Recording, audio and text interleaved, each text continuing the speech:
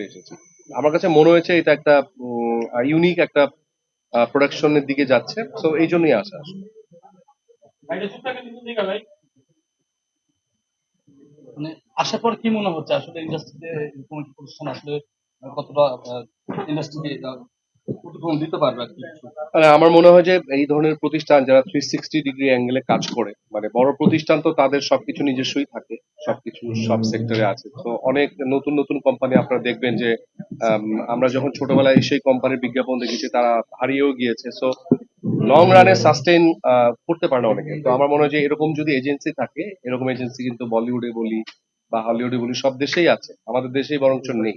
মানে এরকম 360 ডিগ্রি অ্যাঙ্গেলে ওরকম এজেন্সি আছে যেগুলো শুধু বিজ্ঞাপন বানিয়ে দেয়, কিন্তু পুরা ডেভেলপমেন্ট প্রসেস গবেষণা সেরকম নাই। তো আমি যতটুকু শুনেছি যে ওনারা ওইরকম টাইপেরই কিছু করবে। সো যারা একদম ব্র্যান্ড নিউ কোনো কোম্পানি, যারা ছোটখাটো কোম্পানি আছেন, তারা নিজেদেরকে যদি ব্র্যান্ড হিসেবে প্রমোট করতে চান, তো আমার মনে হয় যে এই ধরনের এজেন্সির মাধ্যমে বা ওনারা হয়তো বা ভালো কাজ করতে পারবে। তো এটা খুব দরকার আমাদের বাংলাদেশে।